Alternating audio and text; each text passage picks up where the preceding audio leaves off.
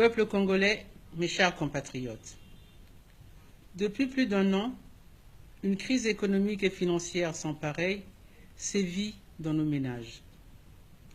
Ses conséquences sont plus ravageuses pour les plus démunis, pour lesquels c'est peu dire qu'ils sont doublement frappés. Les difficultés n'épargnent aucune catégorie économique ou sociale. Des travailleurs aux sans-emploi, en passant par les chômeurs, des femmes aux personnes âgées, en passant par les enfants et les personnes vivant avec un handicap, tous les Congolais sont touchés par la rigueur de la crise. Les salaires de la fonction publique sont payés de façon aléatoire et les retraités sont inscrits aux aléas de la hiérarchie des priorités du gouvernement.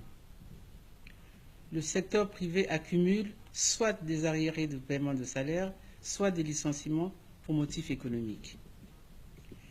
Les tensions sociales sont toujours plus acerbes au fil du temps. Les Congolais souffrent. Ils n'en peuvent plus. Les difficultés auxquelles nous faisons face auraient pu être surmontées par d'autres et non par ceux-là qui en sont à l'origine.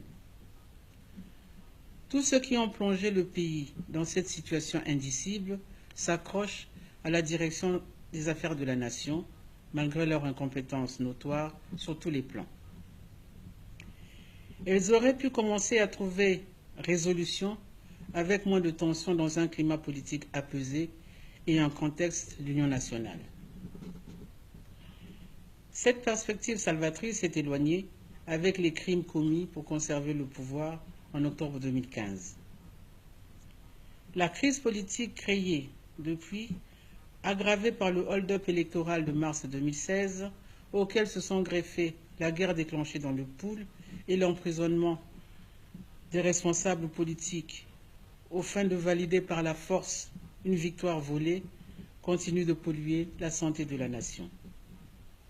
Comme si cela ne suffisait pas, le palais de justice a abrité courant les mois de mai dernier et celui de juin en cours des parodies de procès visant à habiller du manteau de la loi l'arbitraire des offenses faites à notre dignité collective.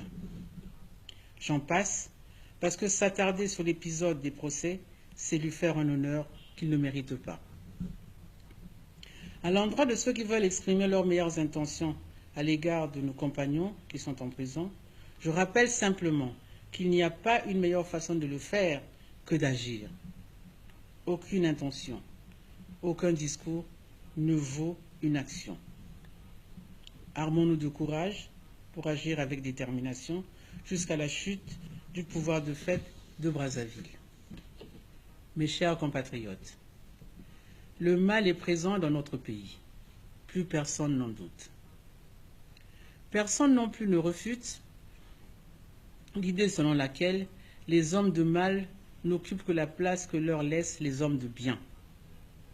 Des hommes et des femmes capables d'action se sont résignés à observer, dans une indifférence de plus en plus difficile à soutenir, au prétexte que ce sont les leurs qui font ce mal et qu'ils ne peuvent rien.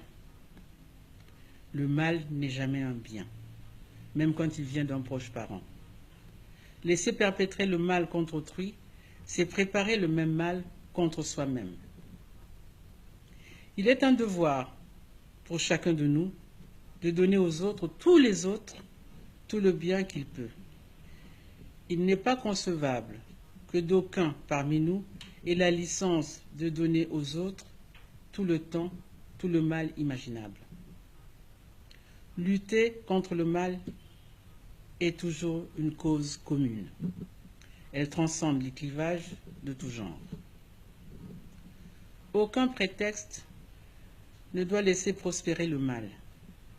Il n'y a jamais de bon prétexte pour le faire, à moins que ce ne soit pour vaincre un mal plus fort. Dans ce cas, il faut le faire par tous les moyens nécessaires.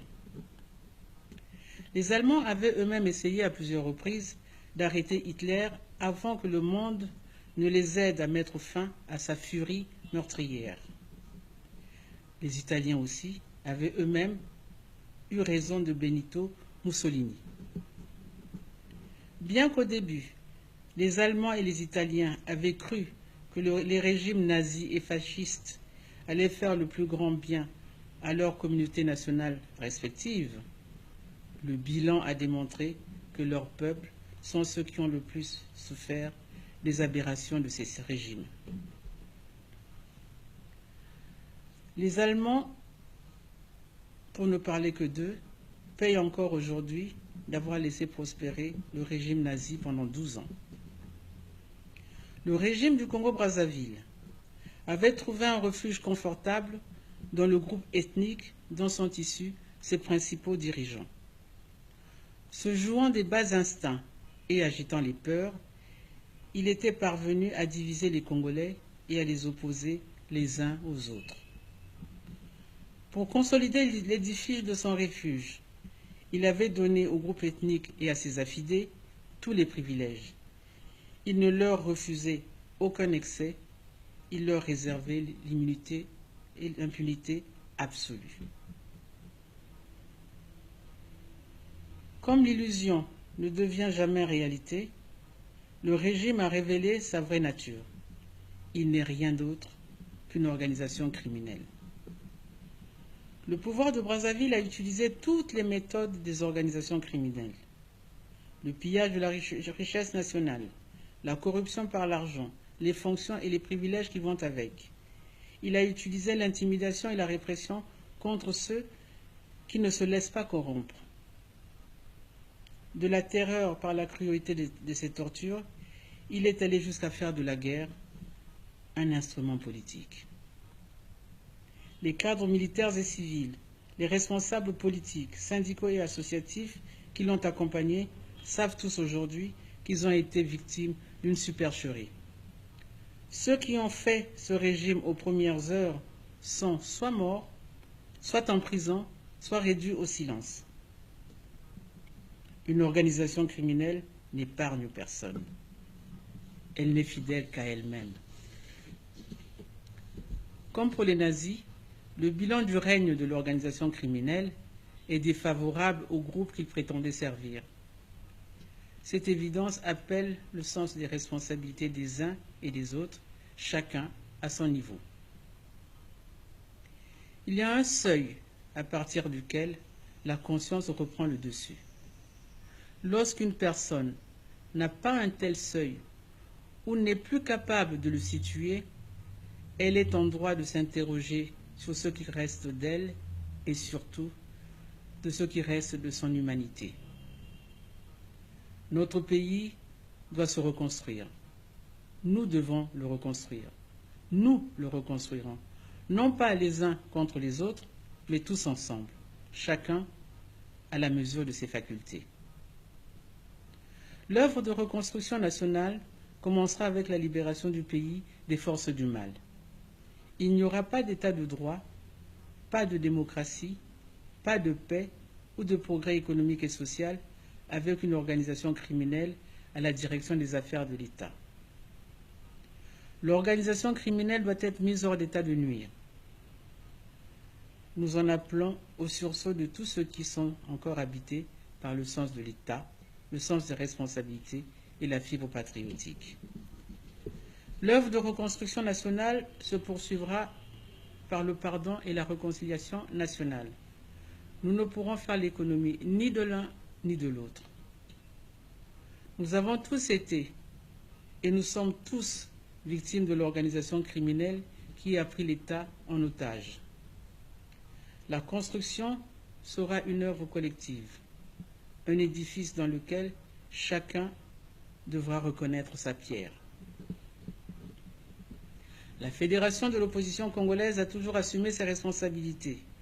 Elle ne s'est jamais laissée intimider. Nous continuerons à prendre toutes nos responsabilités et à les assumer.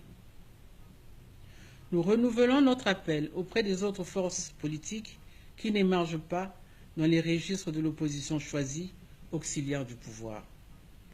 Nous les appelons à intérioriser définitivement que la politique des salons ne fait pas tomber un régime qui ne jure que par la violence des armes. Notre conviction puise sa source dans l'histoire éternelle des peuples qui enseigne que la volonté peut tout surmonter. Aucune arme ne peut tuer la volonté. Nous avons salué l'appel de la conférence épiscopale lancé au mois de mai 2018. Nous gageons qu'elle inscrira cet appel dans la plénitude des responsabilités qui incombent aux ministres de Dieu. À eux, plus qu'à tout autre, il est choix de lutter contre le mal. N'en déplaise à ceux qui voudraient leur méconnaître le droit de s'impliquer dans la recherche de solutions aux maux qui minent gravement notre société. Le mot de la fin est réservé à notre diaspora, plus particulièrement celle de France, qui n'a manqué aucune occasion de réduire les agents du mal à la discrétion, sinon à la clandestinité. Quels que soient les obstacles sur notre chemin, nous vaincrons. Vive la République, vive la démocratie, Dieu bénisse le Congo. Je vous remercie.